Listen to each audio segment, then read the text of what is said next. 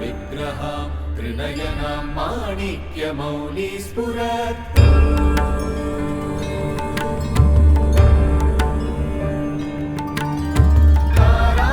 तारानायकशेखरां स्मितमुखीमां मीनवक्षोरुहाम्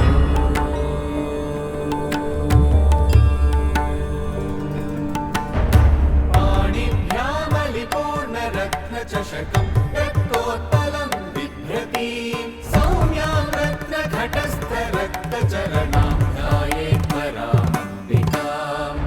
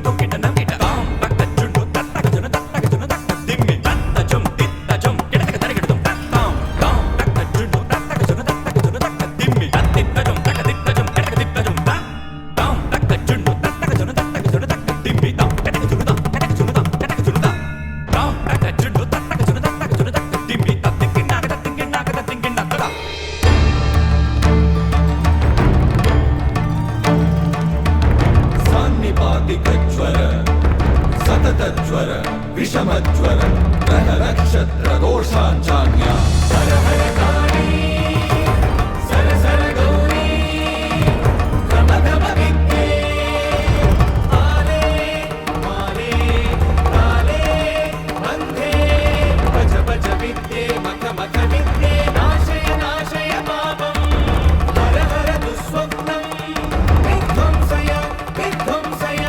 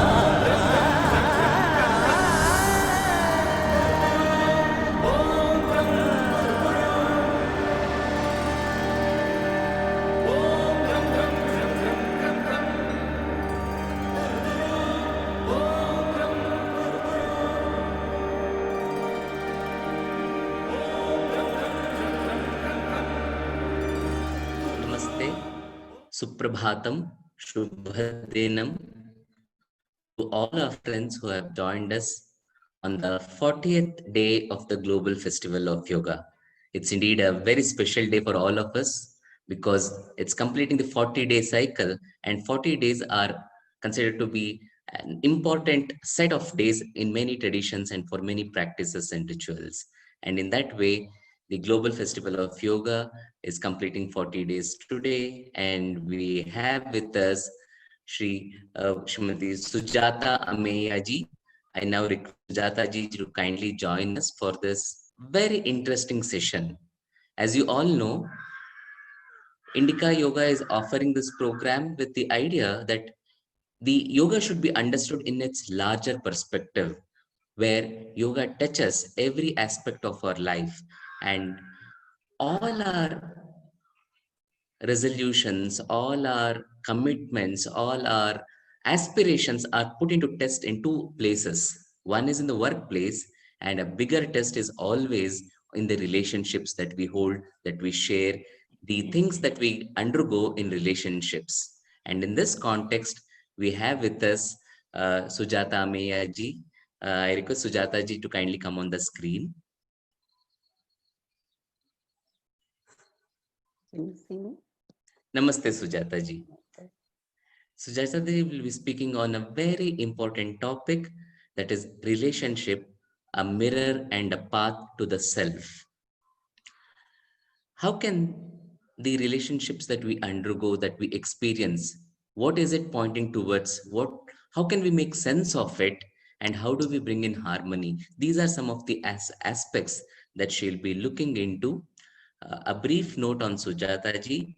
Sujata Ameya is a relationship and self-actualization coach who enables partners in a threshold of marriage to reconnect consciously or disengage gracefully and transition powerfully. So well put. Sujata holds an M.Phil in clinical psychology from NIMHANS, Bengaluru, and has maintained a private practice in Hyderabad, India for more than 28 years. With a transpersonal and integrative approach to psychotherapy, Sujata has helped over 14,000 clients. I mean, note the number, 14,000 families, and groups to use conflict as a catalyst for self-discovery. I think this is one important thing that has come up a few times in our sessions. How can we use a situation, what is troubling to us? It could be a conflict, it could be a painful situation, it could be a tragedy. How can this lead to some new awakening? And that is the core of Sujata ji's work. Conflict as a catalyst for self-discovery, and to journey through the trauma of separation as a path to self-actualization. Based on her extensive clinical experience, Sujata has designed The Art and Science of the Beloved. This is a wonderful program that she has come up with, Art and Science of the Beloved, a signature workshop that guides participants to playfully discover how they show up in relationships while enabling them to discern if they require therapeutic intervention. Sujata is the author of When the Beloved Calls, a book of poems and artwork based on her personal experience. So she's the one who is completely immersed in her work, and we are very fortunate to have her to speak on this special, unique area, and an area which is concerned to all of us. I mean, I don't think there's anyone left out of it. There could be other areas which may not touch us, like workplace may not touch a few people. I mean, different areas of life, but this is one area that we can't escape from. Therefore, we are very happy to have Sujata ji. I once again welcome Sujata ji. Swagatam.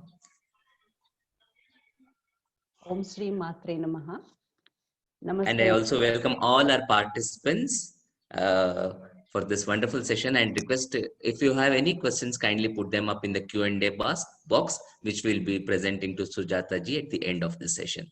Thank you, and over to you, Sujata ji. Namaste. Thank you. Om Shri Matre Namaha. Namaste and Swagatam to everyone. Thank you, Vinayji, for your kind introduction and warm welcome. I am regularly invited to speak and present at different fora, but I think this opportunity to speak at the Global Festival of Yoga is truly an honor and a privilege, and I wish to explain why. All my life, I have felt like a misfit in both groups, the so-called Eastern traditional people and those with a Western, supposedly modern mindset. I found the former too rigidly rooted and the latter completely uprooted.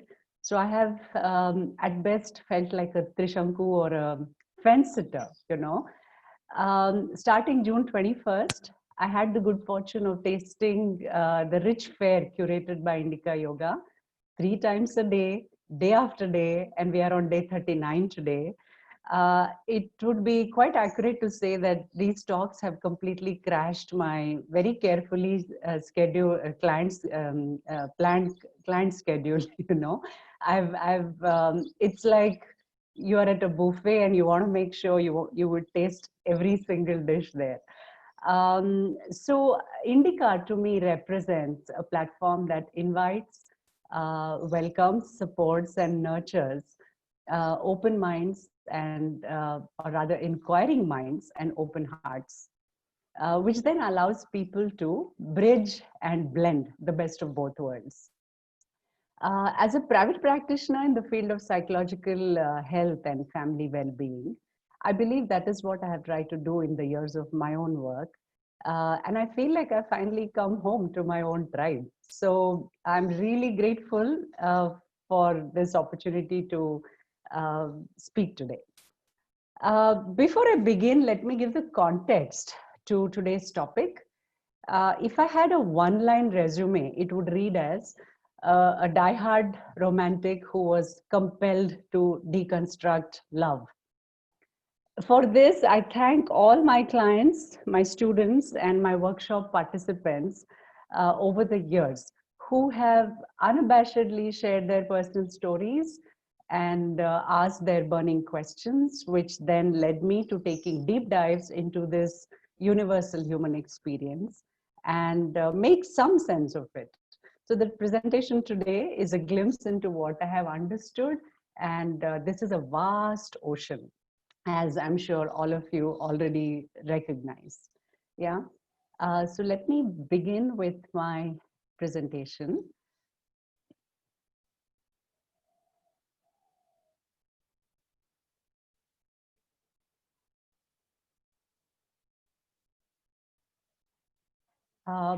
Vinayji, is that visible to all?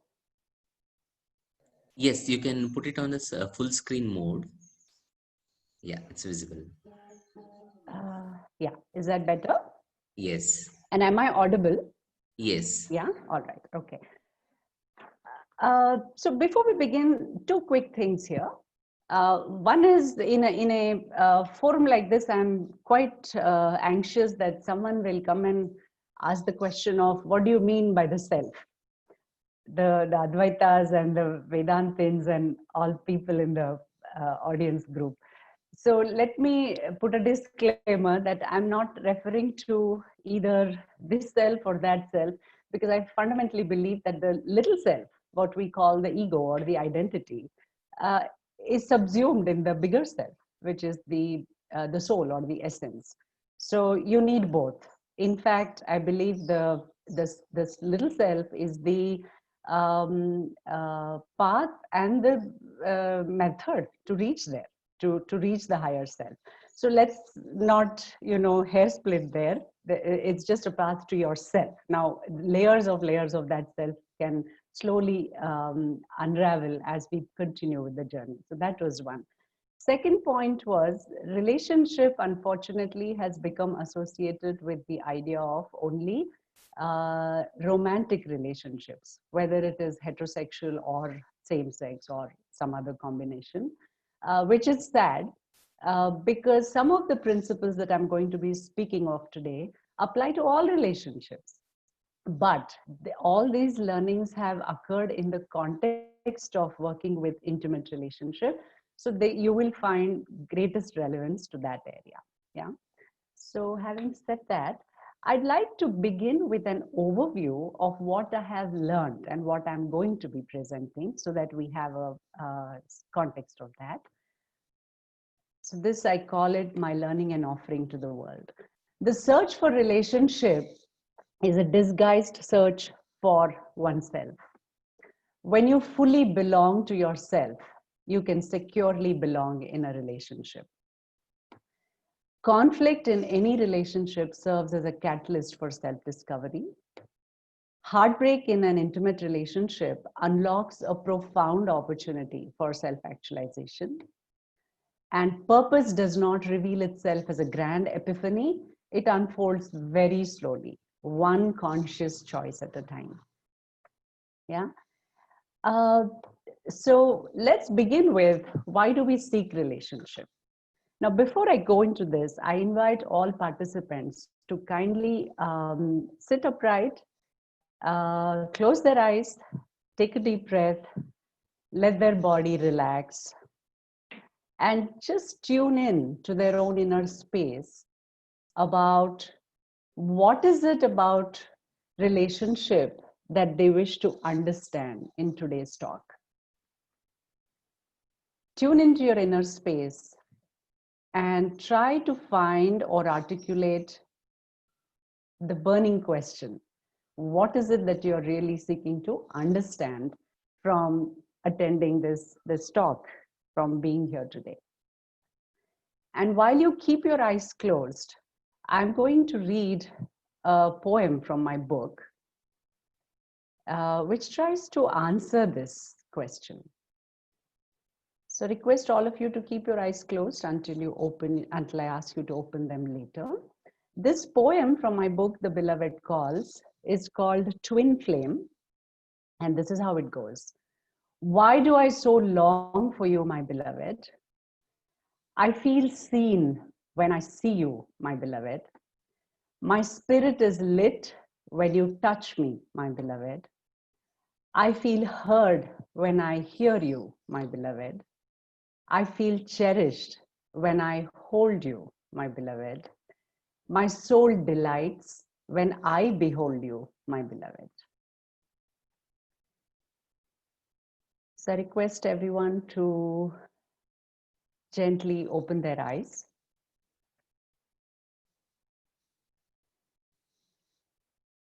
So I think this is very clear to all of us. The reason we seek relationship is to feel visible in the eyes of another person.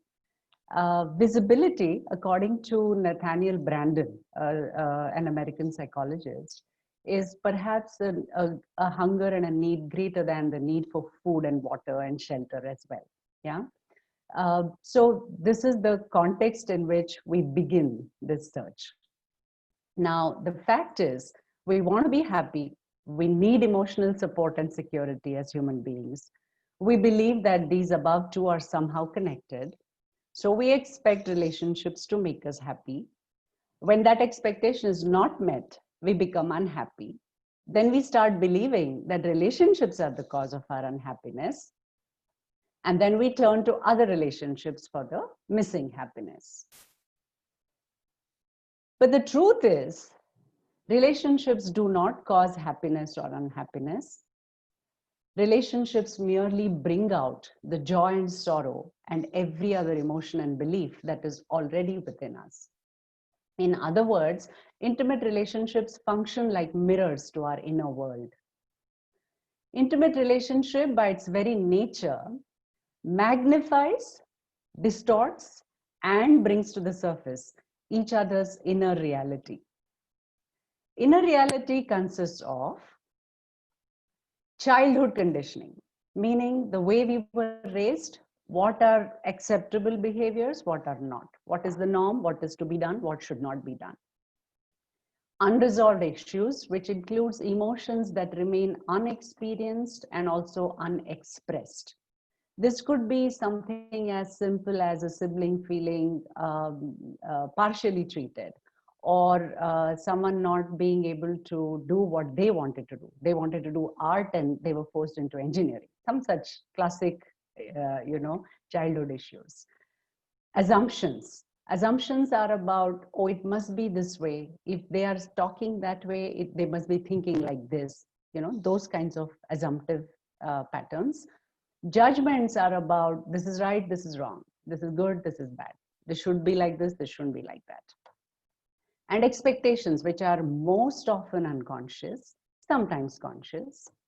Hopes and fears. This is the most critical part. What I may become, and the fear that what I may never become, which you have a sense of, your greatest potential.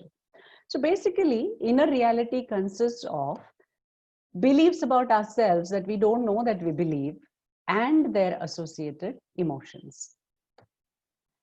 In common parlance, this is called emotional baggage. I'm sure you've all heard this term very often.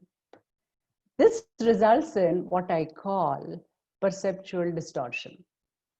This whole inner reality, this unprocessed mental chatter that's going on inside us creates what is called perceptual distortion. Now, how perceptual distortion occurs? One of the typical ways is stereotyping. So I'm going to give examples in the space of intimate relationship and marriages.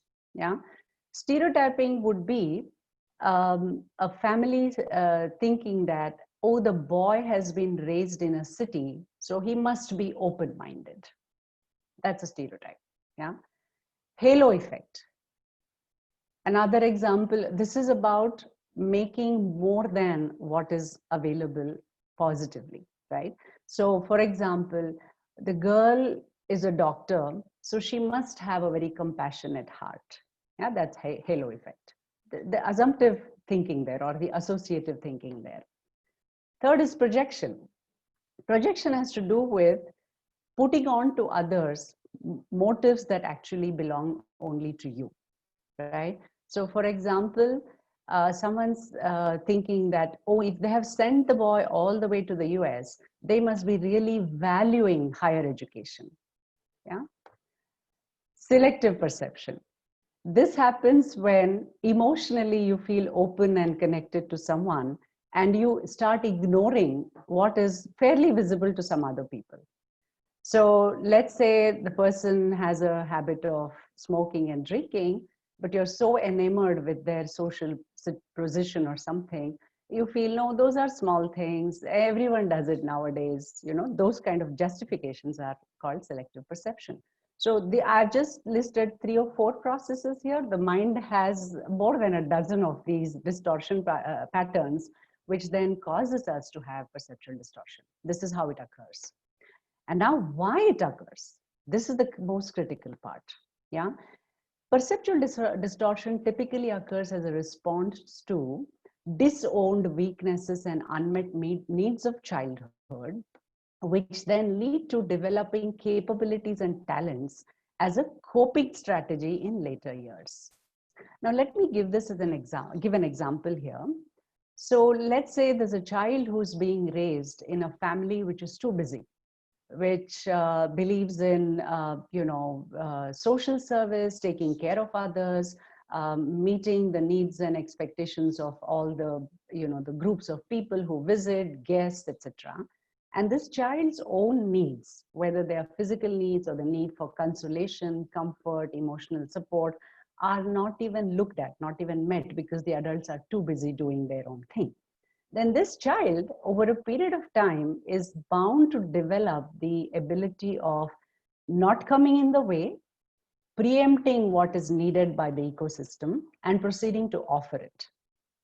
So in technical terms, this is called empathy, right? The children from emotionally deprived spaces often develop empathy as a coping strategy, and it becomes their talent. And then they go around offering that to the world and are highly reinforced and rewarded for that quality. Then what happens? Then these capabilities and talents and the personality that evolves around it is what appears as the front or the facade to the world. And this remains underneath like a gigantic iceberg. And then how this inner process, how it impacts our search for the one, the special one. Yeah. So we have the unmet needs and disowned weaknesses. Now, when what I mean by disowned weakness is when you felt the need to be held or comforted or looked at or cared for, since it was not met, you decide that that's an unnecessary need or it cannot be met. So let me just, forget it, repress it. Now, the thing with psychological energy within us, in our body, is that it doesn't go anywhere. It simply keeps altering forms and keeps reappearing at the most uncomfortable times, inopportune moments. Yeah. So this unmet need and disowned weakness of one person will find the capabilities and personality of the other person extremely attractive because they have disowned that aspect of themselves. Similarly, this one, right? So then these two can get along very well. They find each other very compatible. There is a lot of chemistry and they feel that they've really found the one. And this results in the delicious pain of what we call falling in love. Yeah. Then what happens after the initial euphoria? These become down, meaning the very reason for which you found each other attractive starts mattering less and less, because both of them begin to clamor to have their own unmet needs met by the other person and their own disowned weaknesses be visible to the other person, creating a broken heart and never getting those needs met because neither of them has the inner ability to actually meet those needs. And this results in tremendous loss of personal power and self-esteem. So that's where tragedy begins, yes? Now, when that happens, when the previous pattern continuously goes on for weeks and months and years, which is the story of many marriages, then what happens is the early psychological patterns of emotion management or mismanagement get triggered. Yeah, they are manifested as guilt and frustration, disappointment, despair. You know, the whole world of negative emotions, what we call quote unquote negative emotions, which are actually brilliant guides or escorts to take us to our treasures. Yeah. And then, yet, matter of factly, because we are in a close relationship with this person, we expect the other person to mend our broken heart every time.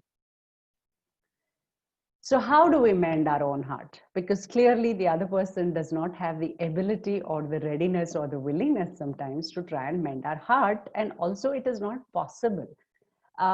In yoga, they say the body and the mind are related. And I couldn't agree more in the sense of the path of healing of both the physical body and the emotional body, the mind, are the same. So for example, you have a fractured bone. It doesn't matter whether someone pushed you off the roof or you fell in the bathroom or a car hit your car. It doesn't matter. The fact is you have to get admitted in a hospital and have it tied up for a few days and then go through your own physiotherapy. Only then your bone can mend. So it demands your participation. Yeah. If yes, it would be nice if the person who pushed you off came and apologized, but that doesn't really materially matter to the healing in one sense. Yeah. So how do we mend our own heart? By accepting responsibility for our own healing. Only then it's possible to have a thriving relationship. Yeah. Principle of healing. This is a universal principle. As without, so within. What's on the outside is a reflection of what's on the inside. So psychological pain in a relationship opens the door to unprocessed childhood wounds that are repressed in our psyche. The external injury often mimics and mirrors our own internal unhealed experiences. By this, what I mean is, if your spouse looks at you with a certain facial expression, which you interpret as contempt, typically it triggers the shame you would have felt as a child in some situation where, you know, somebody looked down upon you or judged you for not being a certain way or for having done something, right? So it is always something inside that is mirrored in the relationship. And it does grants a profound opportunity to discover and embrace the disowned parts of ourselves. Now, how do we do this? This is the main thing. So this, the how part of it not only is complex, I'm not saying complicated, I'm saying it's complex. It's not very simple. However, it is also very, very individual and unique. So what works for one couple going through discord and strife may not at all work for another couple going through discord and strife, which is why, you know, these canned solutions that you get in magazines and newspapers about this is happening in my life, so what can I do? And someone gives an advice. Those things are somewhat dangerous, if not just plain unhelpful. Yeah. So what I've done now in the rest of the presentation is to give you two principles that are the foundation of all therapeutic work as far as relationships are concerned. So I'd like to call this the relationship Mahavakya. Yeah. Um, this is to do with whether it is intrapersonal, that is inside me, interpersonal, that is between you and me, or social. Human relationship follows the natural rhythm of, natural laws of rhythm and polarity. Rhythm has to do with the cyclical nature of life. All life, if you really simply pay attention, is not linear, is not just after endless growth. It is very beautifully a process of beginning, coming to age, really, coming to its full potential, and then slowly dying actually. So the cyclical nature, rhythmic nature of things in life, and polarity. Polarity has to do with everything comes in twos, meaning there is day and night, there is up and down, there is above and below, there is left and right, there is good and bad. So it's all in polarity. There's nothing that exists all just by itself. So when we talk about peace, we cannot avoid talking about conflict. So the more we run away from conflict, the more lack of peace is created, is what I would say. In fact, I have an insight which says the blinkered pursuit of peace is the first obstacle to, the blinkered, I'm forgetting what it was. Basically, it means the more you try to avoid peace, the more conflict you will create. Yeah. All right. So let's go to the rhythm part of it, the law of rhythm, the rhythm of every relationship. And this applies both to my relationship with myself and my relationship with others, right? So the first stage of a relationship, and by the way, this again follows the same cyclical pattern. The first stage is connection. This stage is about when you feel a certain openness, a certain unguardedness, a certain spontaneity, a certain comfort when you see a person. And this need not be, as I said, in any romantic space, where there's a compatibility, there's a chemistry, there's fun, there's joy, there's exchange, there's good feeling. Yeah. This is a stage of the honeymoon, as they say, in romantic relationships. Then comes the stage of conflict, which of course I don't need to explain at all what that means. Now, normally what happens is this becomes the biggest roadblock, and people clearly are not aware that it's only a stage. It's not one whole problem or in and off itself. There are two more stages after this. And because of that lack of knowledge, people tend to either butt heads or exit the circle completely. And that, I think, is the biggest tragedy of how we relate to interpersonal conflict. The third stage of conflict, of relationship, is chrysalis. By this, I'm referring to the cocoon that a butterfly remains inside of before it can emerge. It is the pupa which builds a dark little packaging around itself and stays there for a certain length of time before it can emerge out as a functional butterfly. So conflict has this amazing possibility of taking you inwards to really spend time with your own inner demons and emerge as a slightly different person, as a slightly wiser, mature, evolved, expanded person than the one who indulged in the conflict previously. Yeah.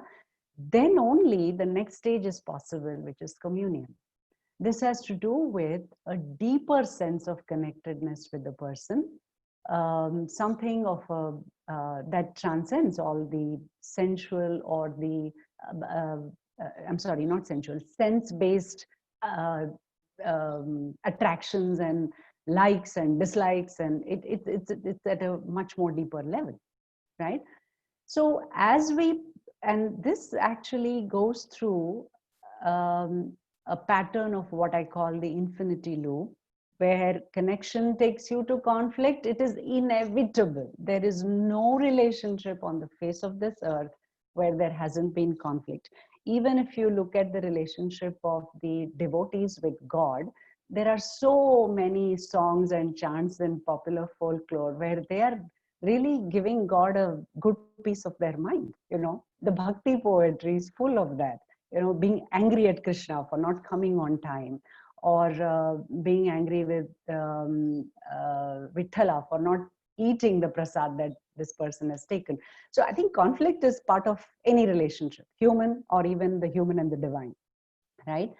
And then if we take it as an opportunity to go inside, then we can emerge in true communication, communion with the person. And as we go through this cyclical process, what becomes possible or what becomes available to us is the idea of individuation and wholeness. By that, what I mean is, as individuals, just because we have grown to a certain age doesn't mean that we have actually become individuals in our own right. We continue to carry the the conditioning, the rules and the musts and the shoulds and the whole story of our upbringing, of our parents, of our extended society, of our ecosystem.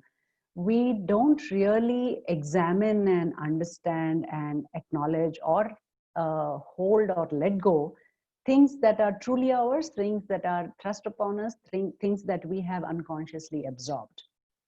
So individuation is a process of truly coming into your own as a human being, as a person, somewhat distinct from the matrix that you have emerged from. Yeah. And wholeness has to do with the parts of us that we have disowned, not only in terms of emotionality, but also in terms of the masculine and feminine energies. Thanks to patriarchy, where the feminine is grossly undervalued at best, or completely, suppressed at worst, and the masculine is given extra, it's looked up to. By this, I'm not referring to gender, I'm talking about the qualities. Thanks to that culture that we are all a part of for a very long time now, we tend to disown certain parts of ourselves. Men tend to disown what is considered feminine qualities, like having emotions, showing emotions, expressing emotionality. And women tend to disown qualities that are considered masculine, which are to do with assertiveness, to speak up, to take a stand, to create some ripples. Typically, we don't do that. So these two processes of individuation and wholeness, that is to be in integrity with all parts of ourselves as a whole person, this is possible when you do this cyclical, parikrama of these 4 stages of a relationship. Yeah. And the axis of connection and communion is the axis of rest and repose. It's an axis of relaxation. And this axis is the one that promotes growth, right? Now we come to the second law, which is polarity. This is to do with how we understand and misunderstand relating with each other. So if we plot these two on a graph, the first bottom left, which is low autonomy and low attachment, causes what is called collusion. By this, what it means is both these people collude with each other for some common agenda, which belongs to neither person, and therefore it causes much confusion both to them and to the others around in the ecosystem as well. Let me give an example of that. For example, in a family, sometimes a daughter and a father collude against the mother and the sister. This is not a consciously done wicked plan, but it is just the way the boundaries or the individuated personalities of these two people engage with each other as. If we have high autonomy and low attachment, it results in what is called detachment. This is commonly a complaint that most women give when they come for therapy, that this, the husband is really not there, he doesn't really care, how come he doesn't feel it, doesn't he have emotions? So this is where the person experiences a greater sense of self and lesser sense of belonging or bonding. The third is enmeshment. This is to do with talking on behalf of the other person, literally. That would be a very good example. Instead of letting the other person have their own thoughts, their own space, their own ideas and preferences, etc. So, for example, if a wife is asking, would you like vada for breakfast?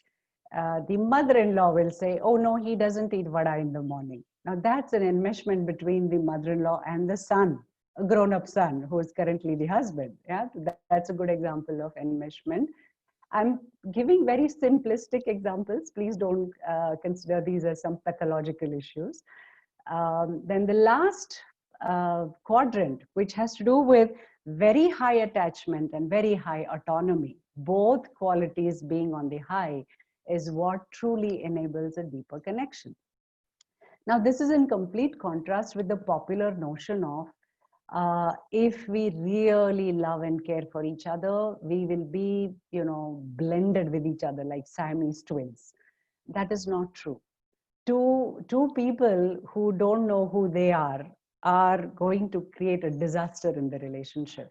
So a sense of personal space, personal boundary, autonomy, and a good sense of me is very important for developing a very deep sense of connectedness, attachment, bonding, caring, and love in a relationship. Because ultimately, the measure of a good relationship has to do with two things: strength and stability. Strength is the capability of the relationship to absorb shocks and traumas, and stability is the ability of the relationship to sustain. It's about endurance. It's about fortitude. Yeah, these two are very necessary, and for that you just can't do with one. It is not possible to just say whatever you say I'm okay with. Then you're not in a relationship. You're just tagging along. You're not actively engaged with the relationship. Yeah. So autonomy and attachment are critical for the good health of a relationship.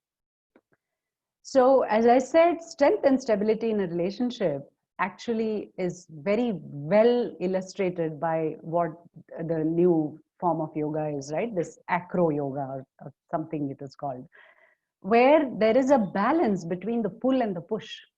For these people to get into and remain in those exquisite and difficult postures, they have to pull with a certain, strength, and push also with an equal amount of force. Only then that posture remains. So any other combination is not going to work. Now, let me go into what are some of the actionable things we can do to make these things work for ourselves. Where do we begin the self-healing and the self-introspective part? Yeah. So I have this model called, by the way, all these models that I'm presenting are not from any books as such. These have evolved over my own work in the last several years. So this is one such model.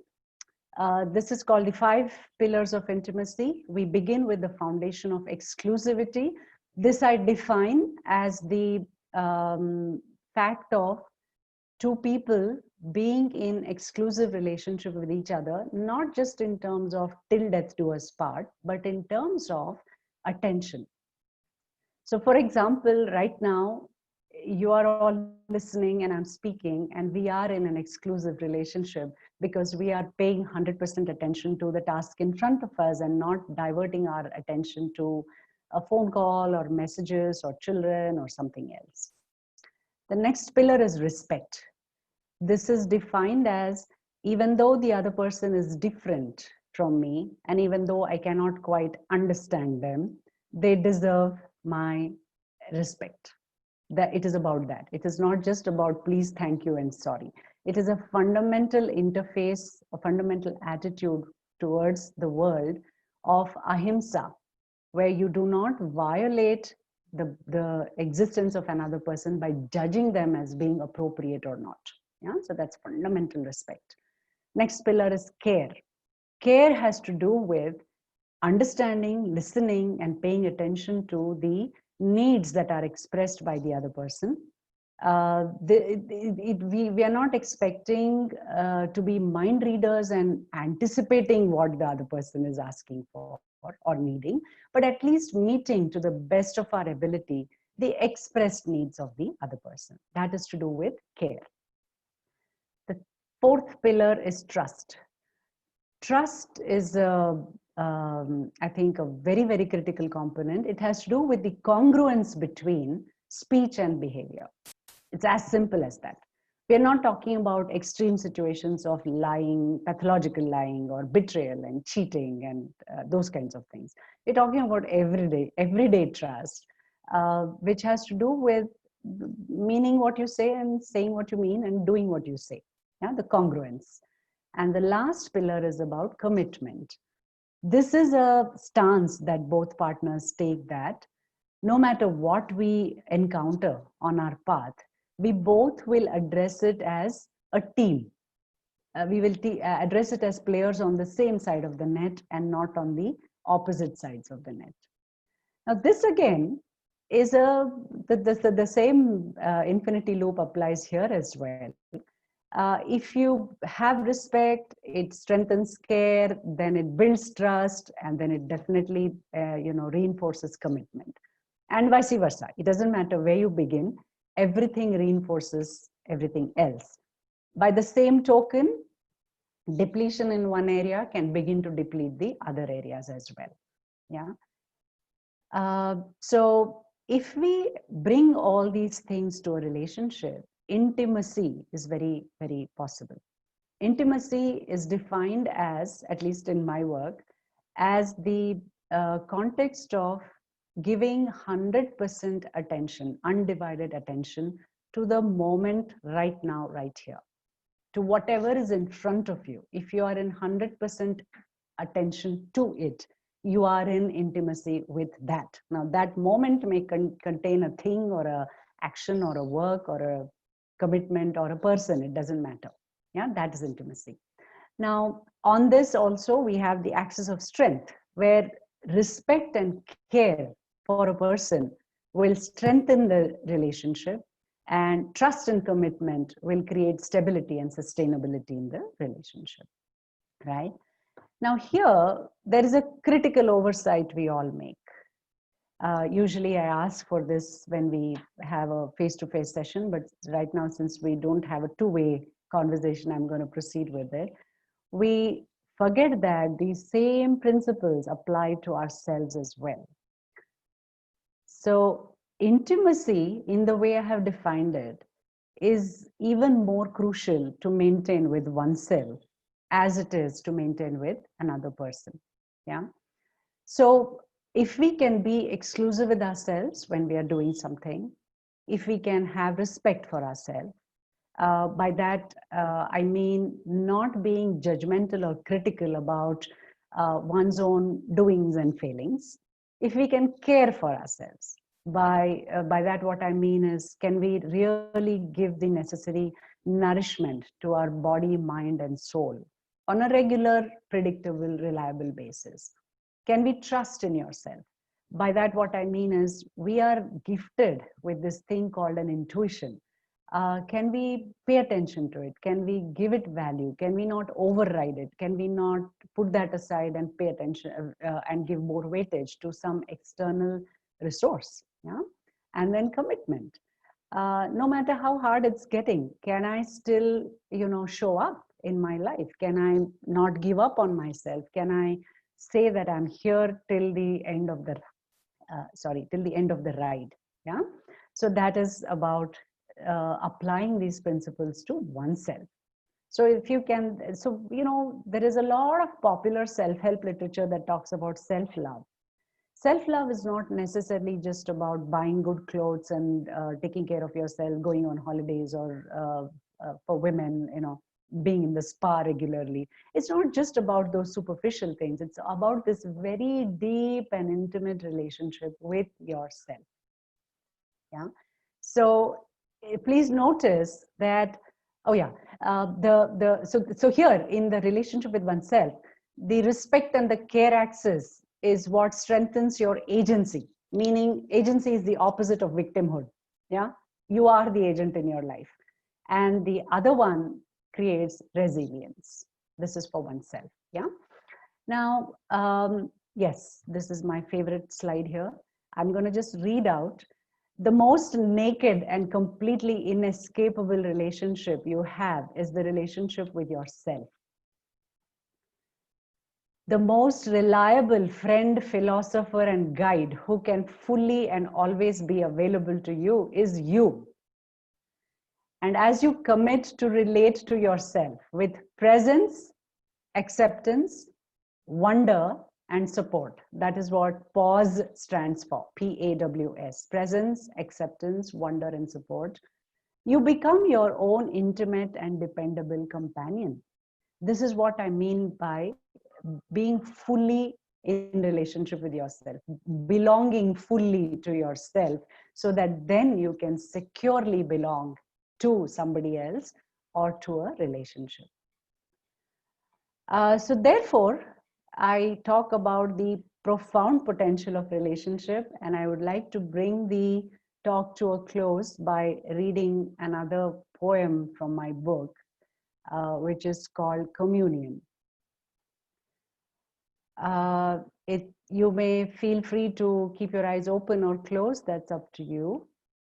Speak to me, my beloved, just as I speak to you, unabashedly, never holding back a tear nor hiding a fear. Speak to me, my beloved, just as I speak to you of the journeys of my soul and the longings of my heart. Speak to me, my beloved, just as I speak to you, for between our speaking and our listening flows the river of eternal truth, from which we may both sip the nectar of communion, slow and sweet. So with this, I would like to bring the presentation to a close. We are open for Q&A, Vinayji and Anuji. I think we are doing good on time, yes.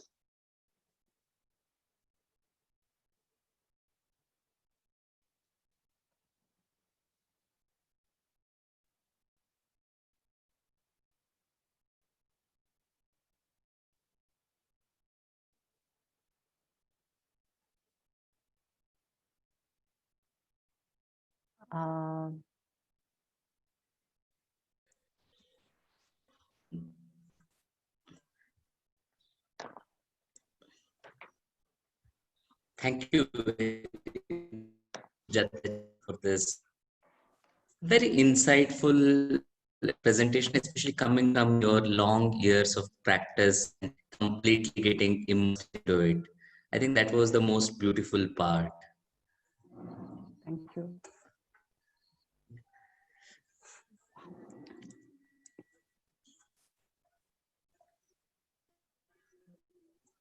So we have the questions. The list is starting now. I'll take it up with Seemaji's question, who is asking, as you just said, relationship with God gets broken or annoyed because he did not come in the time and snatching someone very close to you, and then what to do. So it's especially about the situation where there is a loss and one is not able to connect with Krishna in any manner, be it in doing puja, fasting, which was done earlier with full devotion. Please, anyone help if possible, maybe resource person or any from the panel. I mean, how do you establish the connection? Perhaps that is the question that she's asking. When you feel that person did not come to you at a moment when you needed help. True. Yes. So you use the word loss, Vinayji. So loss need not be about actually losing a person to death. Anything can be a loss. Just any kind of a change from something that you are habituated to or attached to is a loss. So at the time of loss, the human mind needs to go through its own process of healing to come out and reconnect with anyone, including God. So the very famous psychologist Elizabeth Kubler-Ross, she has created this acronym, which has become the go-to mantra for understanding how the human mind and heart work after an experience of loss. It is captured in an acronym called DABDA, DABDA. Yeah. So when a loss happens, we are first of all in shock and denial. We don't even really let it sink in completely. That's the organism's reaction to protecting the health of the individual. So for example, when corona happened, most of us for a good 2 months were in complete denial. Things were coming out from China way back in November, December, but until February, we were going about our own lives. That's the stage of shock and denial. Then comes anger. Then comes this thing of, how can this happen to me? I have done so much pujas for you. I have done various naivedyas for you. I have been such a devoted person. How can you do this to me? So anger. Yeah. Then the third stage, which is bargaining, which is to do with, can you, if I do this, can that change? If I stop smoking, will you, restore this? So that stage of bargaining comes. Then comes the next D, which is depression, which is the fall into this deep, dark night of the soul, which is just, unbearably full of anguish and pain and just heart-wrenching sorrow. And only after you fall deep into that well, you will emerge on the other side of the tunnel, which is the last A, which is acceptance. Once acceptance comes, you will be ready for a relationship again, including with God. So the question here is, when we say, oh, you didn't come and help me, what you believe is help is clearly very different from what God believes is help for you in your process of growth and evolution, in your life's journey. So I may have a certain idea of what is good for me, but clearly the higher intelligence or the divine doesn't believe that. The divine plan for you may be something completely different. I'll give another example because my work is full of these, and I'm so grateful to all the clients who come and discuss these things, right? So classic examples where there's a disabled child, a child with special needs, or a spouse that dies, or various things like that, right? If a person successfully navigates these 5 stages, and this depends on the person's personality makeup, the circumstances, so many variables go into that. So some may recover within 2-3 months, some may take 3 years. So the time is relative. But if they go through this process, they inevitably, without fail, look back and say, I am glad that happened. I'm glad that happened because that has enabled me to become who I am today and to do what I'm doing today. Yeah. So mothers saying, I'm glad this child was given to me because today I am a different person and look at what I'm doing for others in society. Yeah. So what appears to be really unbearable pain is actually God's plan to, make you into a butterfly, to put you through the pupa and emerge you on the other side. So it's also an invitation to question how you relate to God. Is it conditional in terms of, I'm doing all this for you, so you do this for me? Or is it unconditional, where you say, you know what, I really have nowhere to go except you. So now you tell me what you're going to do. Yes, the idea of surrender also comes in here. So Simaji, I hope that answers your question. Thank you. I mean, you almost, I don't know if you had watched that one of our sessions earlier, we had a speaker.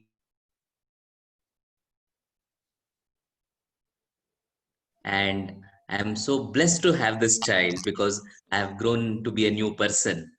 Like we had a speaker who actually, mentioned this. So, yeah. But it's also like one has to navigate through all these phases, and there's a possibility of one getting stuck somewhere. Yeah. So how can one get to know where one is stuck and how to move? Are there any helps or anchoring points which will help one to make this transition? Sure, that's such a good question, Vinayji. So again, like with all processes of life, this is also not a linear progression. This is not a linear progression, right? So it's a cyclical thing. So I give the example of an ice cream cone. If you lay the ice cream cone horizontal on a table, you have the larger spirals on one side, and they keep spiraling down to a very small point at the end of the cone on the last side. So these 5 stages, actually, you cycle like that. You just keep going. What happens is the diameter of the cycle starts reducing slowly. And at the end, the marker of your successful coming out of it is you may have the memories, but it won't evoke the same emotion of pain. Yeah. So that's the marker. Now, how do we decide where are we? It actually doesn't matter. It doesn't matter whether we are in this stage or that stage, or we don't have to find the names and the labels. That's not relevant.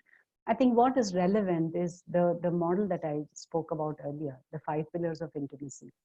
Can you look at this situation as an invitation to be intimate, including with the pain, with the anguish, because it is seeking to be seen.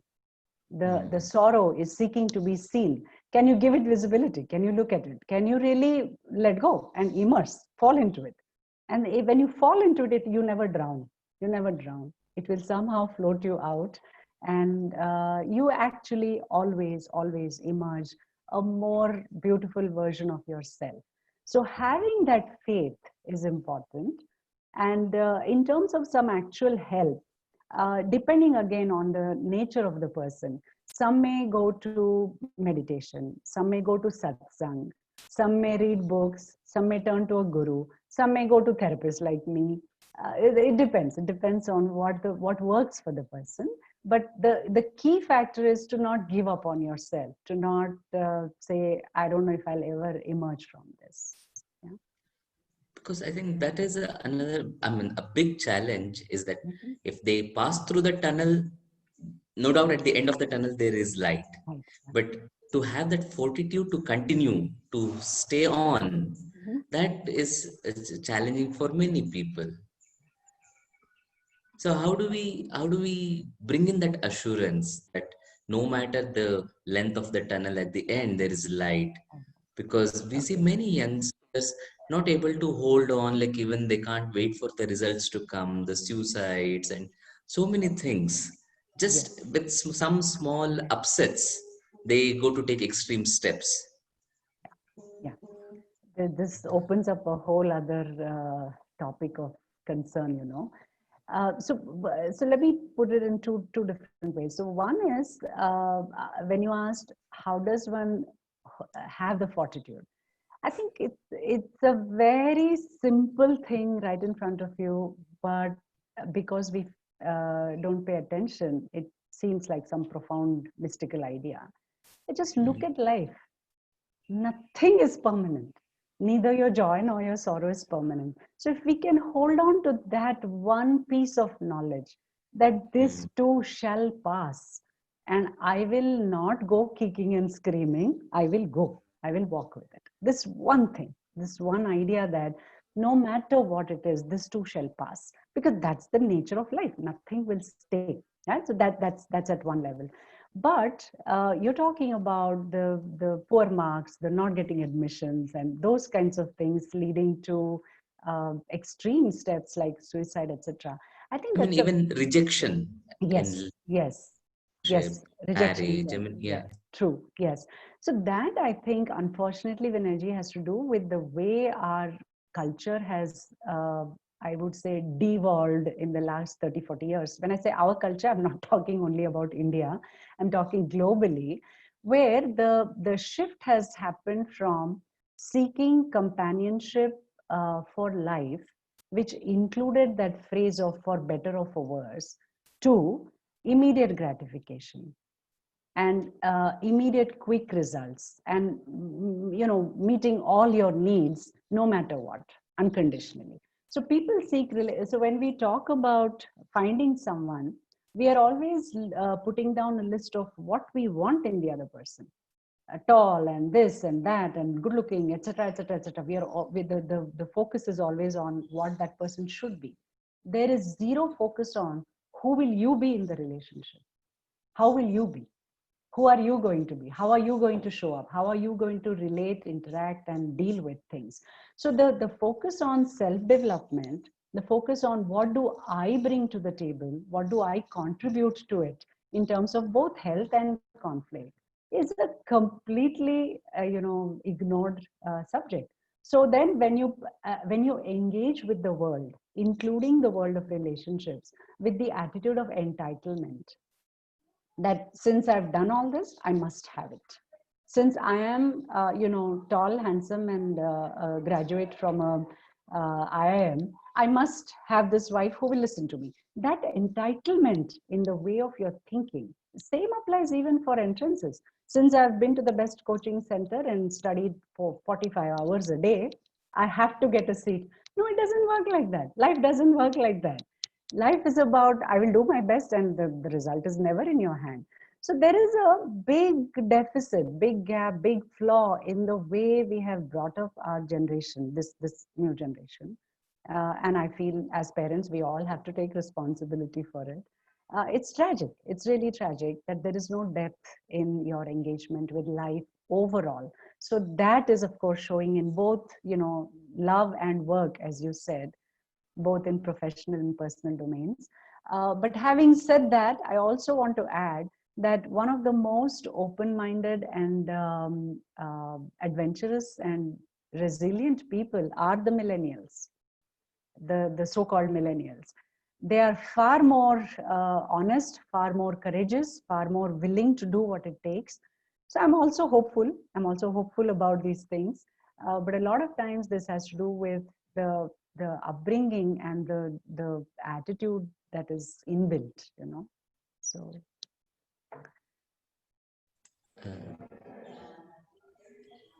Sujata ji, yes, thank you Anuja. very much. Thank you very much for addressing such an important topic, and more so in today's time, as I was discussing earlier also with you, that in today's context of the COVID reality, we are suddenly having to spend more time, not just with others, but also with ourselves.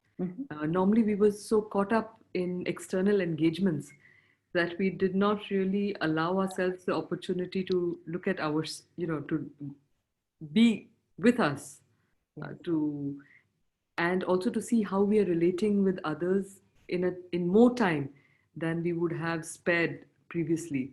And this is causing a lot of misunderstanding, conflict today, and we're seeing that domestic violence is also on a rise.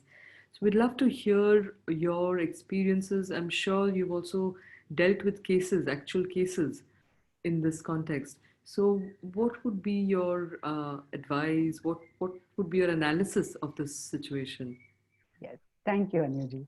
So this is a question that's been asked in every talk, every interview that I've been on, because it's such a live thing.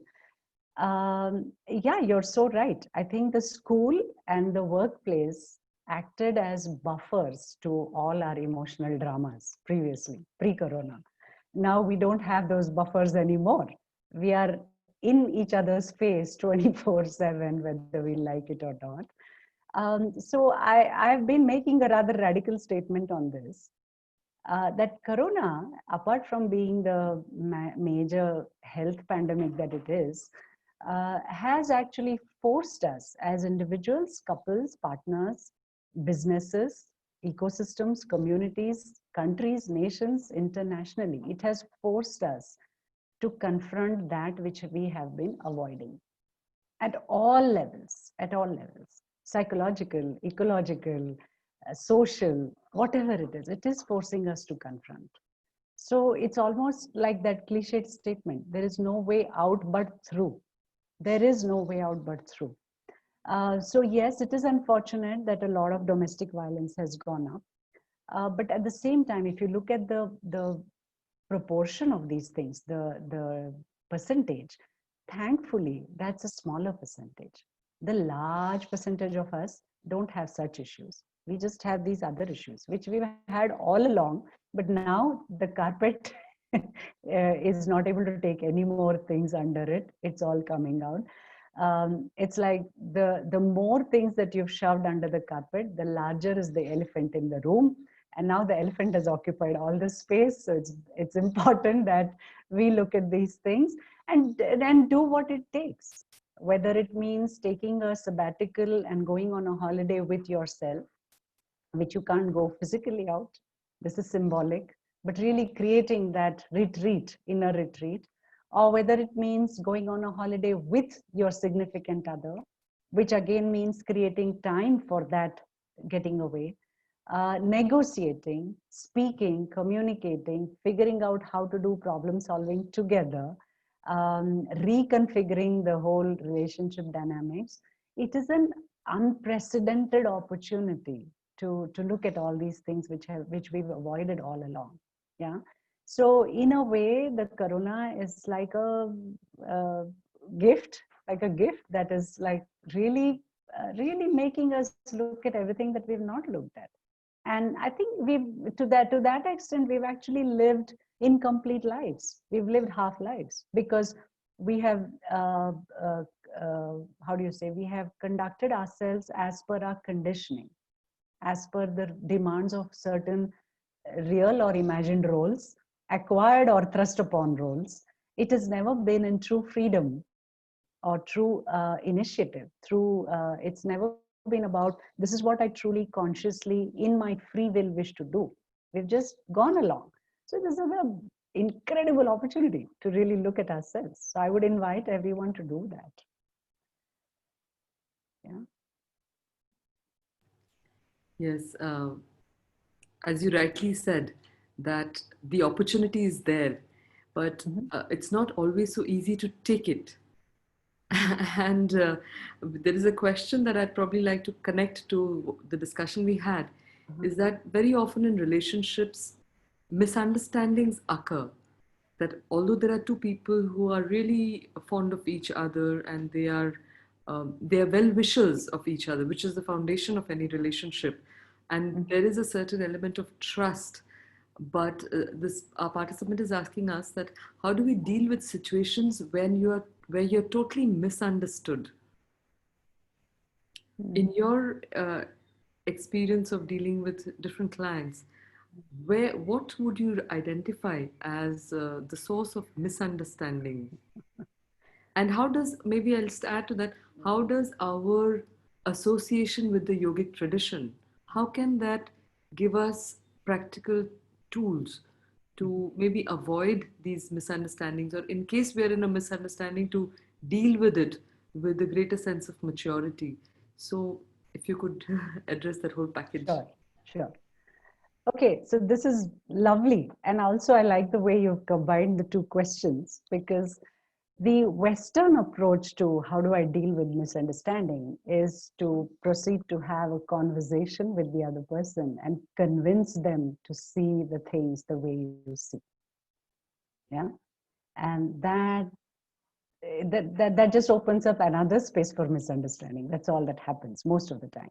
Yeah, and please note that this is coming from a psychotherapist whose livelihood depends on conversations. Okay, so I'm not trying to minimize, but I'm just saying. So I want to just put that aside, that trying to make the other person understand you is the best way to continue the misunderstanding, right?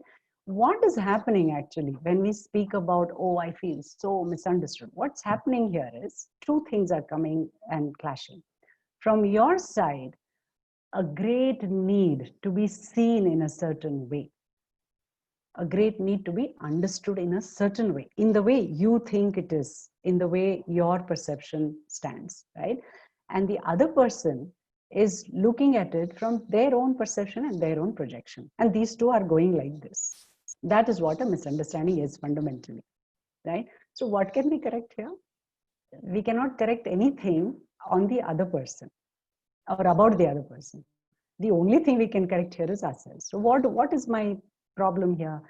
I have a need to be understood, acknowledged, and validated.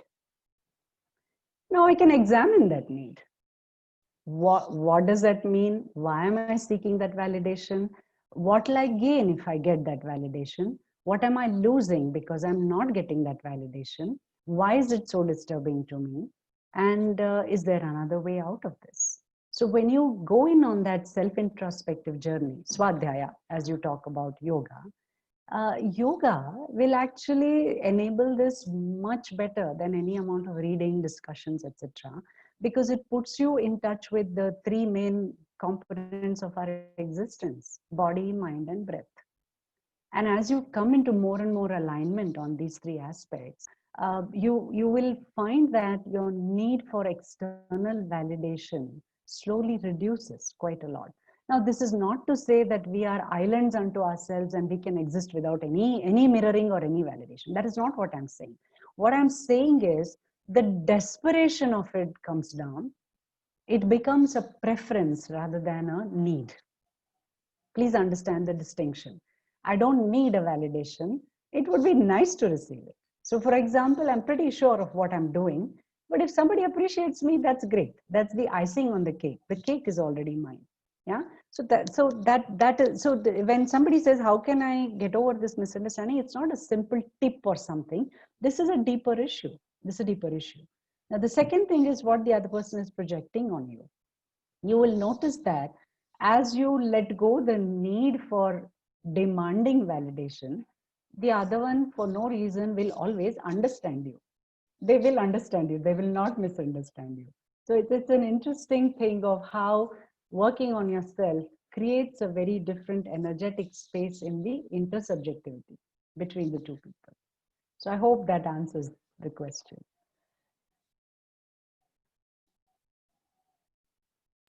Yes, in fact, we have Anjulaji who's saying that so true, have been making that mistake until recently, stepping back and listening and seeing from the other's point of view and changing our perspective. Tall order, but it works and can be done when it can be done. So basically, not just looking at one's own need, but also stepping back. I think it's that stepping back that the yoga tradition offers as a valuable technique for overcoming several differences. Instead of being engaged and caught up in the storm of the issue, to just step back, get that distance that you said, and then getting a new perspective for oneself, one's expectations, one's all of that. So we also have another, I would say, related question by Dr. Jay Gupta who joins us from Sydney very often. So he's saying, what is the best way to resolve different levels of consciousness at physical, emotional, and spiritual levels between people? Again, another potential source for misunderstandings. He says, is detachment a solution if the opposite person refuses to hear you or is open to understand you? Any tips? So that's a very usual defense mechanism that one adopts. This is a big one. This is a very big one. Yeah. There's so many layers to this. Okay. So the first one is our assessment / judgment that the other person is at a different level of consciousness or most often an inferior level of consciousness. That's how we always judge, right? I am better or different, or my awareness and evolution is higher, and therefore that person is not understanding me. So we can check on that. We can check whether we are being accurate in the basic understanding and assessment of these things. Second thing, if I believe that I have a higher level of consciousness, then it should allow me to have greater respect and acceptance of the other level of consciousness. That would be a marker for my higher level of consciousness. If I believe that I am more evolved and I'm having difficulty in letting you be or engaging with you, then I have to question really how far I have come. Yeah, that's the second part. The third part, this brings me to the question of intimate relationships. There's a reason and a purpose. We all seek intimacy and sustained intimacy, including marriage, right? In such an equation, this felt, perceived, real, or imagined difference can be very difficult, can be very painful. It can manifest in different ways. And there are the usual approaches of, conversation, dialogue, self-introspection, swadhyaya, distance, stepping back. All of these things can happen. And a certain kind of a renewed equation can be set, can be restored in the relationship. But often it is challenging. It is challenging. And that brings me to the last layer, which is the Buddhist approach. The obstacle is not in the path, the obstacle is the path. The fact that you're having to engage with this person who is different, if not lower or higher than your consciousness, is the way to work with evolving your own consciousness as well. Yeah. So I hope that this sets a few things in perspective. These are easier said than done. These are daily challenges. These are moment-to-moment challenges. These are unlimited opportunities for self-check and for responding from your highest vision of yourself, from your highest possibility of yourself. And we fail very often, and that's okay. The point is to keep going.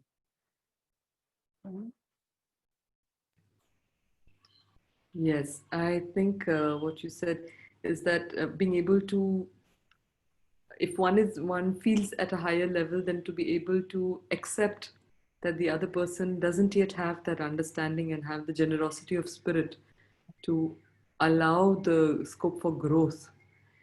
But I think the challenge also sometimes in that kind of a situation is when you are, even if you want to maintain a respectful silence at times, then you're still dragged into that level of discussion, and that then, unless one has a great deal of self-mastery, it's tricky. If one remains silent, it gets misunderstood in another way. If one engages in the conversation and you keeping your situation and having a conversation, it is misunderstood. Yes. If you get yourself down to that level, it again creates another story. Yes. So for that, I have another angle to offer there. You're so right. That is what I meant when I said it's very challenging in intimate relationships, right? So one other thing that is often overlooked in approaches which talk about this self-evolution is pathology. The human mind holds incredible amounts of pathology. By that, what I mean is the behavior may look similar. Somebody wanting to constantly engage you in something negative or lower vibration, as they say. That is okay. But the source from which it is coming, sometimes it may be just momentary vengefulness or momentary loss of awareness. But many a times it has to do with some deeper psychological issue, which is where therapy and psychology come into play. Yeah, I always make this statement that spirituality without personal deep psychological inner work is an ego trip. And psychology without an anchoring and mooring in spirituality is flimsy. It's incomplete. We need both. We need both. So it's important to do consciously and to the best of your ability what you are doing. But it's also important to step back and see, what are you dealing with? Is this really a person who has momentary lapses of this consciousness level? Or is it a personality disorder? Is it a neurotic situation? Is it some other kind of a problem? Then that requires a different approach. There, maybe you need to go for therapy. Maybe you need to take medication. Maybe you need to involve other family members in handling the scenario. There's so many things like that, right? So it is a very complex situation with no simple or uniform answer. There are no canned answers to this. It's each one's inquiry, each one's journey, and each one's resolution. Yes, thank you for that important wisdom tip that you gave us at the end, that there is no simple, general universal solution to this. Jay Gupta ji is also telling us that I hope you write a book with the Indian approach to relationships, and you've got already a market of people who who Yes, yes, would yes. want to buy that. Yes, yes, So, I'm going to be writing. God willing, that should come out next September. Yes. oh, wonderful, wonderful, wonderful. Would you like to maybe just tell us a little more about that now in the sense of the title or some? Certainly, I think today is uh, probably the best day to actually make this rather megalomaniac, bold statement. The book, because that'll force me to remain committed and actually do it, because it's been sitting in my laptop from January 2018. And just last week, I told myself, if it doesn't see the light of day by September 1st, 2021, I need to give it up, stop fooling myself. So I would like to call this book The Intimate Riddle. That's the title of the book. And this is to do with, today we didn't even touch marriage. That's a whole other planet. And Indian marriage is a whole other galaxy. So, so I'm going to write. So it is basically going to be a book for professionals and laymen together, with chapters on the different concepts and ideas, with worksheets after each, which kind of help you go through with it for yourself, and then also get a sense of whether you need intervention, etc. So yes, please send me all your love, blessings, and support. I hope that's What's the title that we should look out for? The Intimate Riddle: Relationship, a Mirror, and a Path to the Self. That's the subtitle. Okay. So today's topic is the subtitle, the tagline. So this was a trailer to what we can expect, what we can look forward to. Well, yes, in a way, In a sense. but that is it. That is all I have done all my life. This is the only thing I've done. I know nothing about anything else. I know something about this. So yes. Wonderful.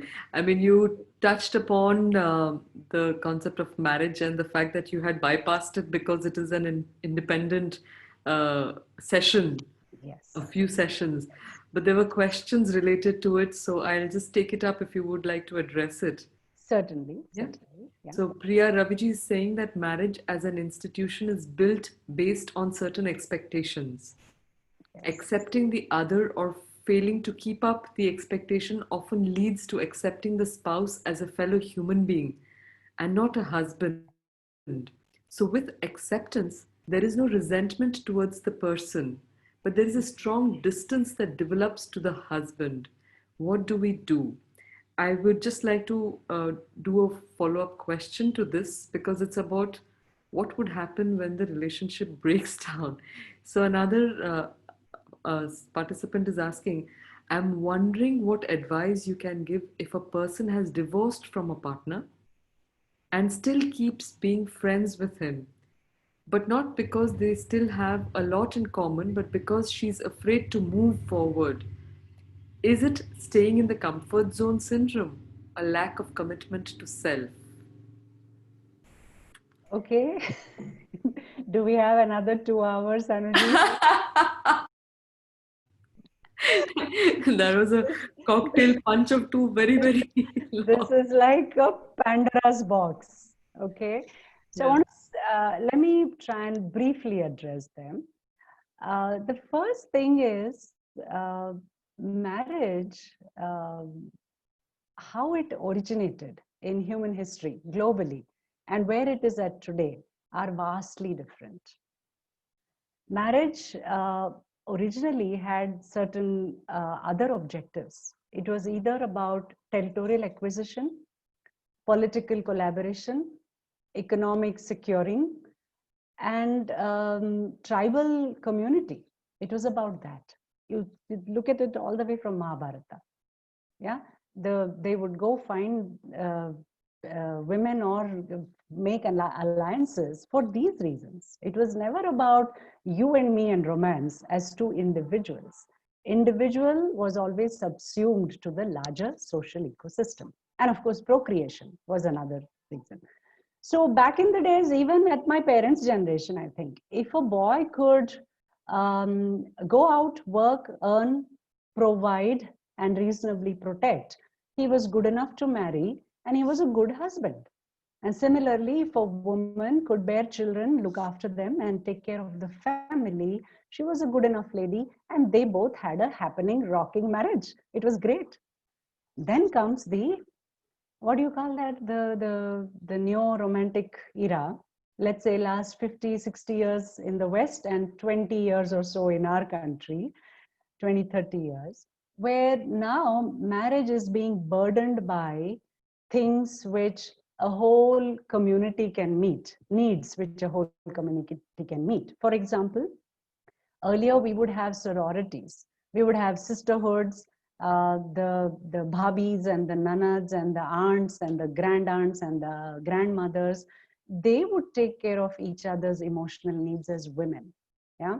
And men were just, allowed to go do their thing and come back, and they were taken care of and left to themselves. Today, that whole system is gone, thanks to the breakdown of the joint family, then the individual family. Now we have, I don't even know if you can call it a nuclear family. It's one parent, one child, especially in the urban setups, right?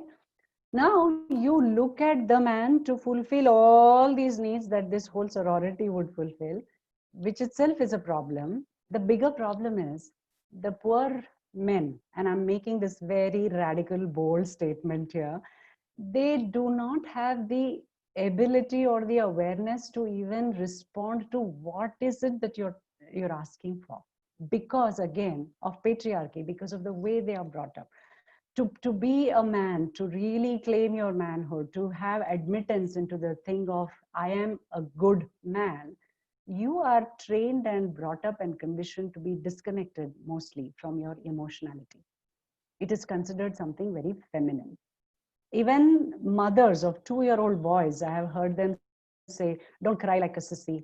Why are you getting so excited like a girl? Those kind of things happen. So we have a set of men who don't even know what is hitting them, and women feeling very resentful that, oh, I've left everything for you and you're not able to take care of me. The marriage was never supposed to take care of all this to begin with.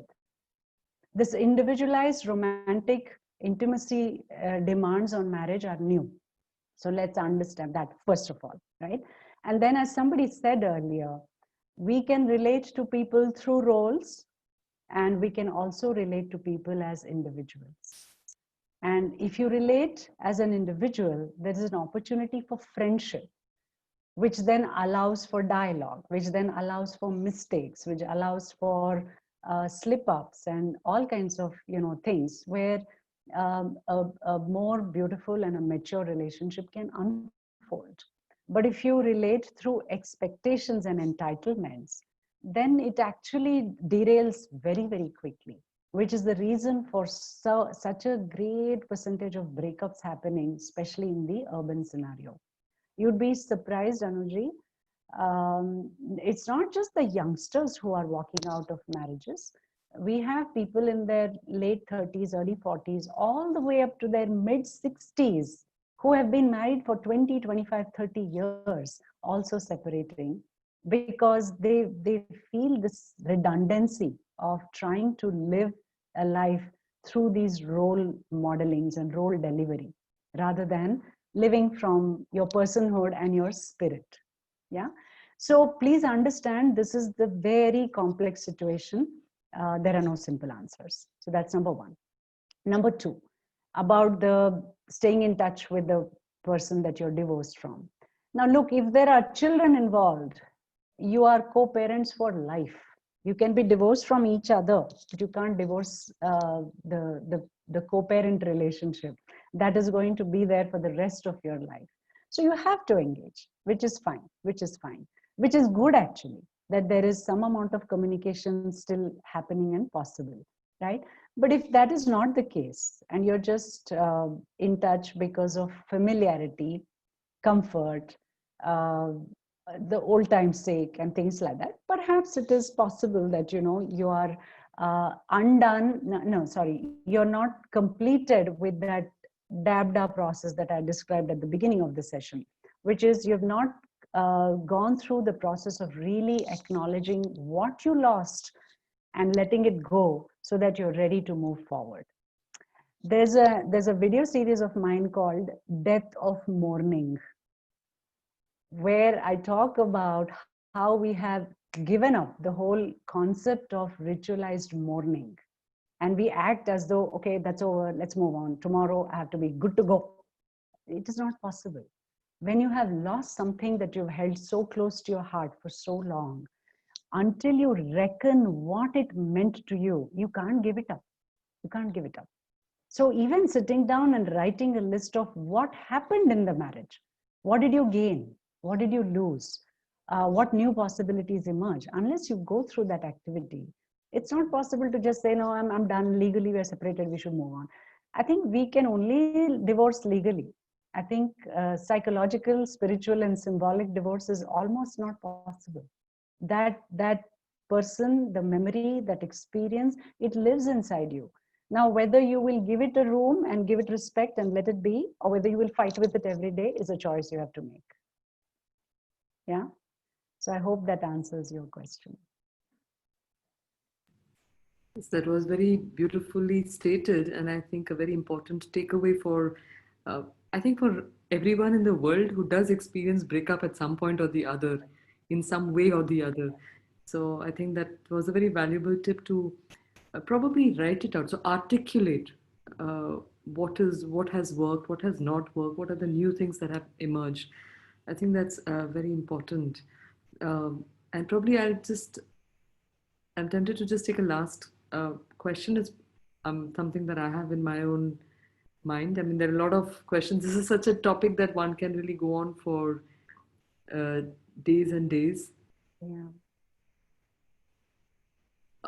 Because it is a very close situation for all of us. I mean, we all live through these realities. On an everyday basis. Yes. Yeah. So I was just wondering at the end that for a relationship to be solid, for it to last, they say that, Atmanyevatmana Tushtaha is in the, from a spiritual point of view, from the Gita's perspective, that's the best way to be free from a lot of the suffering. But if somebody is acquiring the experience of Atmanyevatmana, I'm content in myself, by myself, that it sometimes becomes the very source of a lot of problems in a relationship. Yes. So how would you like to address that?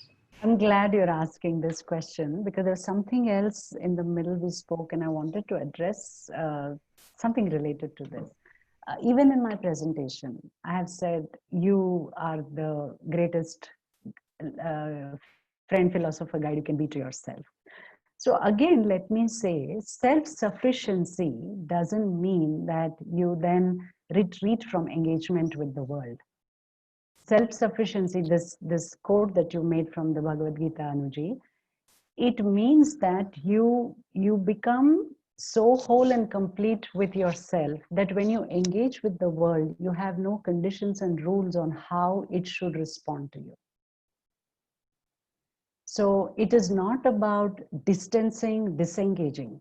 It is about engaging 100% with 0% expectation of things being the way you prefer it to be, because you are in a state of non-preference. That is something else. We can just talk about it right now, but it's a possibility. It's a possibility. And it's not a permanent state. It is about, even for right now, when I'm speaking with you, can I come at it from a state of non-preference, where I bring 100% of my attention in my wholeness, in my completion, and allow it to be without holding on to how it should be for me. So it is not about becoming a monk. It is about being so full and self-sufficient that you are freely willing to be and participate in everything, because you have no conditions anymore. That is what it is. That is what it is. But And it's a long path. Yes. Yeah. So sometimes what tends to happen is that the other, like there is normally a give and take of a certain emotional exchange. Yes. Yes. So when you find a certain degree of self-sufficiency, there is no requirement in that individual to partake of this emotional exchange. In the sense of if there is accusation or whatever, there is no inherent need Need. to be part of that, if I can call it a drama, because then you're standing back, you see, you've seen where it can go and you don't want to. But the absence of that engagement can itself be a source of problem. Understood. Understood. So let me also add one more thing here. So we are talking here about difficult engagements. I would like to reiterate one point. No matter how self-sufficient and fulfilled you are, the need for emotional connection will always remain. It is as real and as palpable as our need for food. Okay.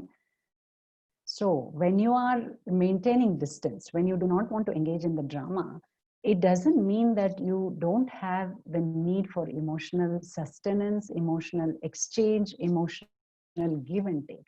It just means that in this particular relationship, it is feeling very burdensome and it is feeling very costly. That is what it means. Now, the other person can sense that.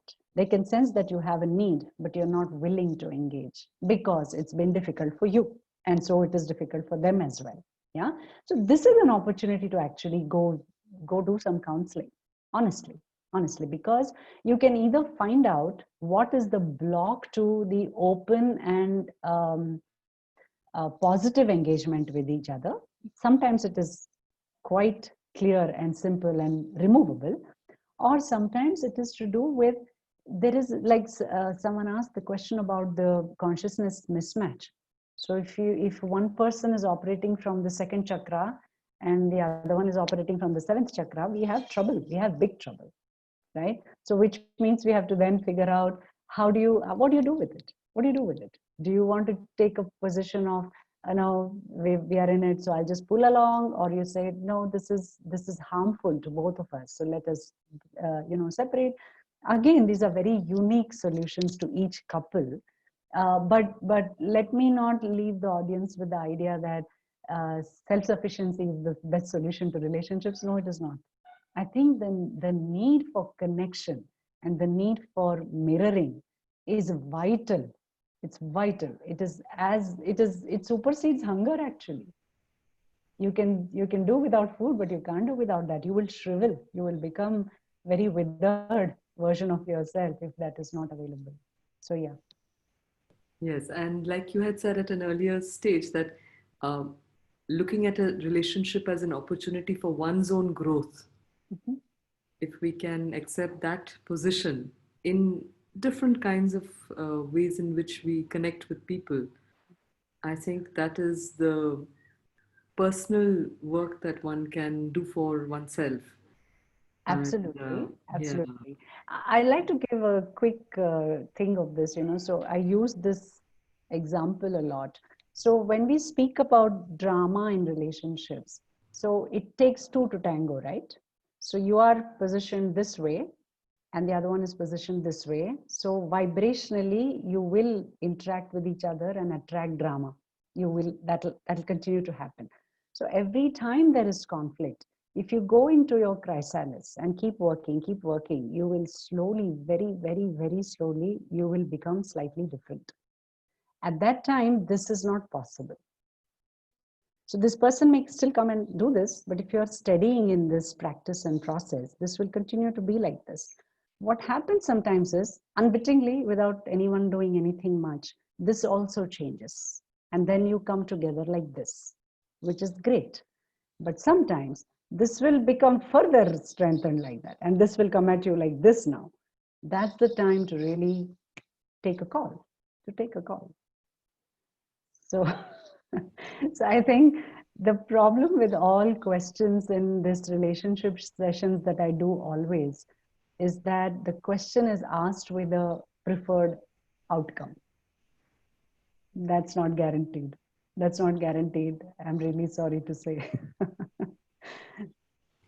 your gestures you did to represent the way in which the relationship can evolve were, I think, very helpful, and many of us will remember these movements that you did with the hand as very obvious ways in which we have a choice to act in that particular situation.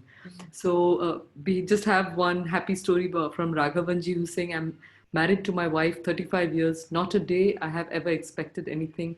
Things happen, accept it, otherwise have no regret. Let go nature. And there is one a funny woman's joke, if I may say it. So it says that in a relationship, how does a relationship work? So it says that every man has to remember two things. The first one, that the woman is always right, the first rule. And the second rule is, if ever in doubt, refer to rule number one. Love Sorry, that. no, it's just on a lighter note. But there was another, sorry if I can just share this joke because it's one of the very funny ones again. It's about someone asks, a couple is celebrating their 50 years of marriage anniversary. Wow. So, somebody walks up to the husband and says, tell me the secret. What was it? So he says, very simple. Just had got married. We were on a honeymoon in Missouri, and we were going down this very narrow passage on two mules. So then her mule, she was going in front and her mule stumbled. So then I got down and then I heard her say under her breath once. Then again she went forward, again her mule stumbled and I heard her say twice. Third time and again she said thrice. And the next time that the mule stumbled, she just got down, took out a gun and shot it. So then I said, what are you doing? What are you doing? And I heard her say under her breath, once.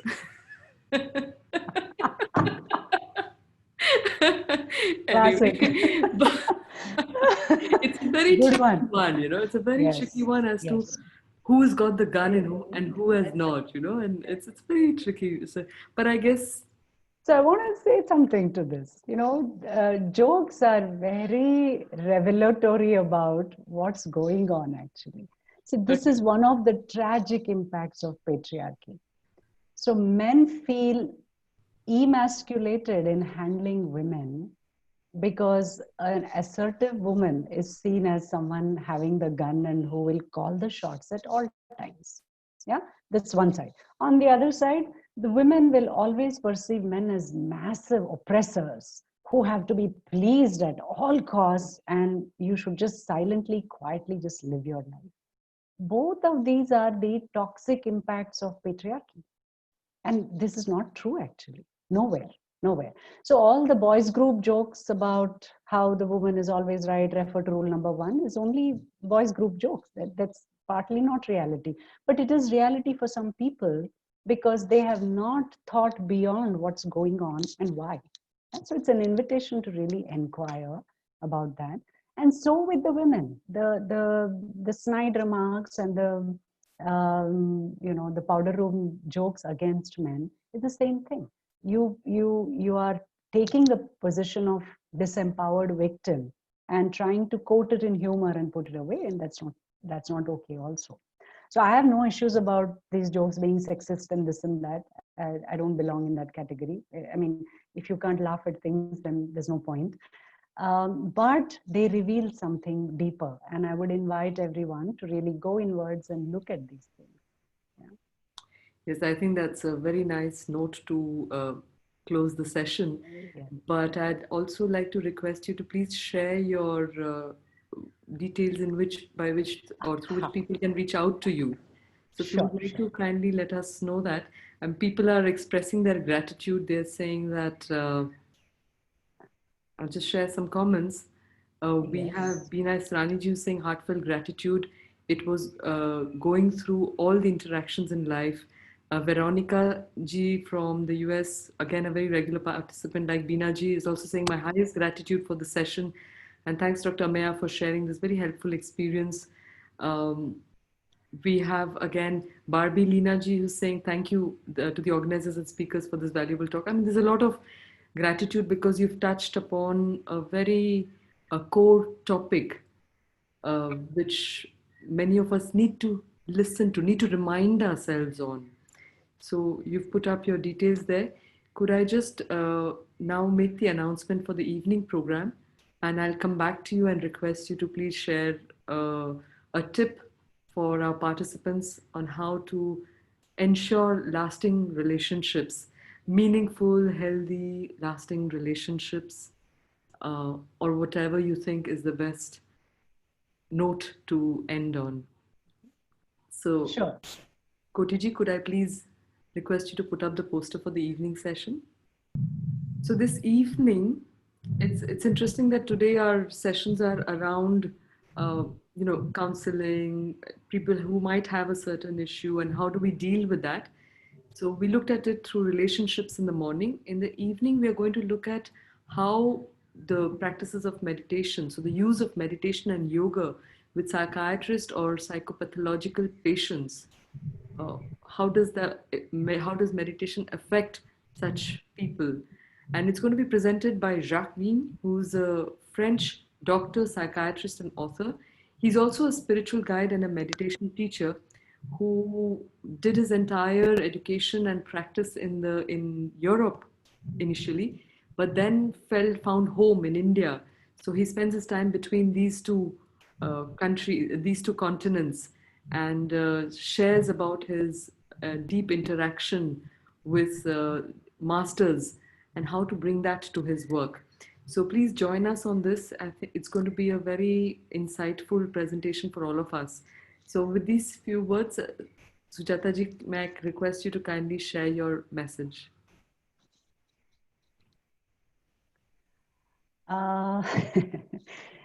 So I'm going to say something controversial, maybe, I don't know. When we look at what is attractive, what is really attractive, it is anything, whether it's an animal or a person or a painting or anything, which is engrossed in itself. That is attractive. If you look at the difference between erotic art and pornography, for example, that's the distinction. That's the distinction. In erotic art, the characters in the art piece are engrossed with themselves, with each other. They're there. They're 100% there.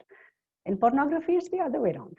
It is for the viewer, or it is performance oriented. It is not engrossment oriented. That's a huge thing, right? So what makes you attractive, or what appears attractive, always has to do with someone who has completely immersed in themselves and emerges from there with newer and newer light and wisdom and beauty and whatever it is, creativity, etc. Right? So my parting words would be: make yourself the prime project of your life. Have a deep intimate relationship with yourself. Go on a date with yourself. Be a companion to yourself, first of all. And then you look so full of yourself in a positive way. That phrase is usually negative. You're so effulgent with that it's great when people interact with you. Then you bring beauty and wisdom to that interaction, and you receive beauty and wisdom as well. And it's a upward cycle. It uplifts both. It takes everyone higher up rather than pulling down. So that would be my closing statement. Give companionship to yourself first, second, and always, and all other companionships will fall into place by themselves. Yeah.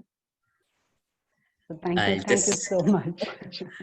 I felt compelled to come in for a moment before saying the last words of gratitude, because this is one theme that has come at least in two contexts earlier, whether within the field of yoga, or we also had sessions on music and nada yoga, even there, to be a performer or a sadhaka, as you just brought it out. So even in the field of yoga, one can completely be a performer, a mesmerizing performer, but what is happening to the inner dimension is a question. So, and in fact, that's what you brought out at the end. Like even in the relationships, you can have a performance of relationship. Everything is fine, beautiful, but how fulfilling it's for you at the inner side, for yourself, and being connected. I think that was the most beautiful part. So, thank you so much Thank for you. that. Thank you so much. And I also would like to add one more thing. You were mentioning about the book, and many our friends are also asking. So, Indica Yoga or Indic Academy will be happy to have the book launch or any support that is required in this context. Okay. I'm so grateful. So grateful. Like I said, I feel I've found my tribe. I've come home. So thank you so much. Thank you. Thank you.